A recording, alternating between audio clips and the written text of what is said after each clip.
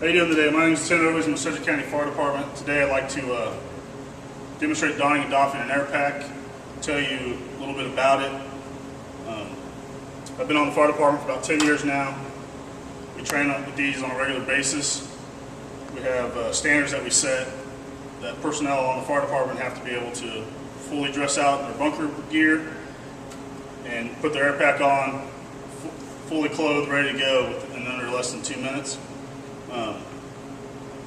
So I think the air pack, the SCBA, the self-contained breathing apparatus, in my opinion, has been one of the greatest inventions ever for fire service.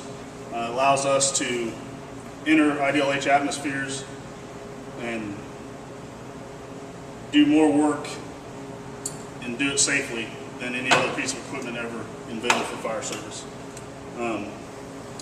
Before I demonstrate donning the air pack on a fire scene, every morning we go through a check.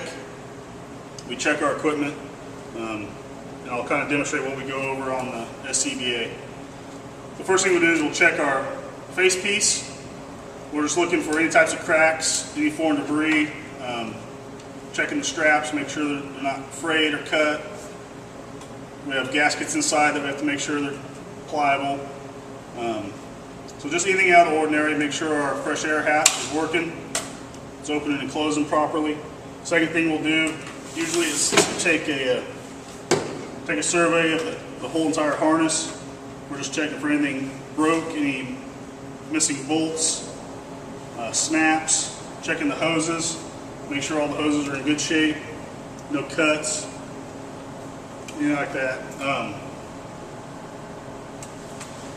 Next thing we'll do is we'll check our air pack bottle, make sure there's no deep gouges on it, make sure it's secured in there, nice and tight.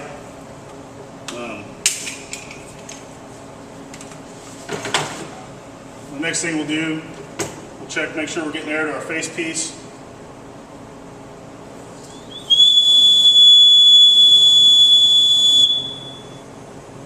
There, we should be getting air to our face piece.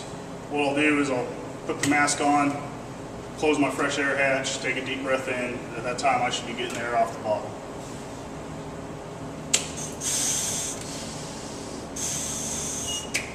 Alright, that seems like it's in good order. Next thing we'll do is we'll test our pass device. What this piece of equipment is on here. If a firefighter goes down in a house fire or anywhere else while he's wearing this air pack and this is on, if it sits still for more than 20 seconds, it'll alarm. The alarm sounds like that. Just push the buttons on the side and reset it. One of the misconceptions about the air pack too is a lot of people say it's an oxygen bottle. Actually, it's just air that we breathe normally out here. It's 21% oxygen, so there's nothing any different than what we breathe outside. Another thing we'll do, check our remote gauge, which is a gauge on the harness. It allows you to see what your air is at all times versus what your bottle says. And what we like to do is just check it, make sure they're within a couple hundred PSI of each other. If they're not, we'll send it in for repair or a new bottle, try to get it rectified. Next thing we'll do, shut our bottle off, we'll bleed off our air.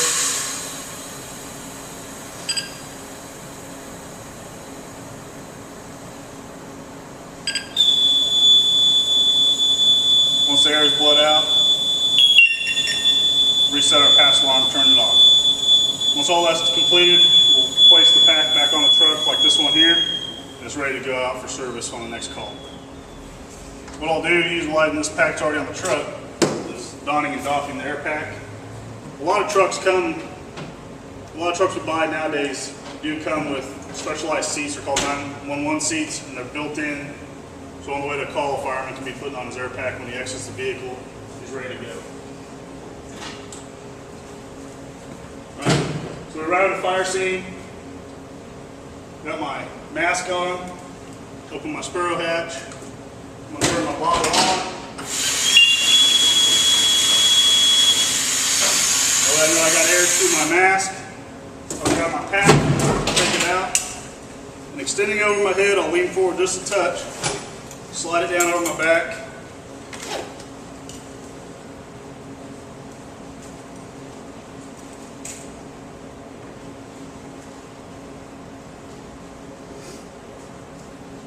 grab the waist strap. You can find it. Grab your waist strap. Tighten it up. A lot of guys sometimes like to loosen the shoulder straps. Gives you a little bit more flexibility. Let the weight kind of ride on your hips a little bit more.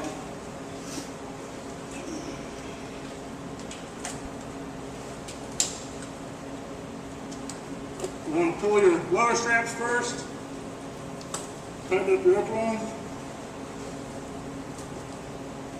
Put your hood on.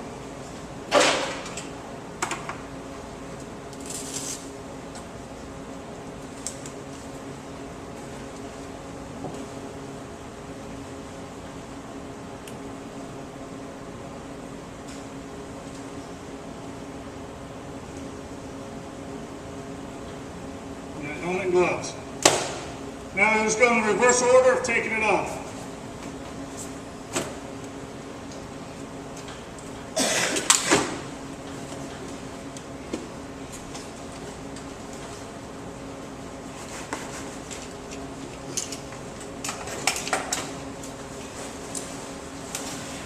Slide it off your back.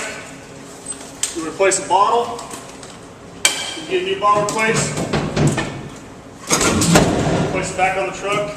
It's ready for the next call. Like I said, when you train with this on a regular basis, I hope you've gained some knowledge and understanding from this. And I'd just like to thank you all for coming. Thank you.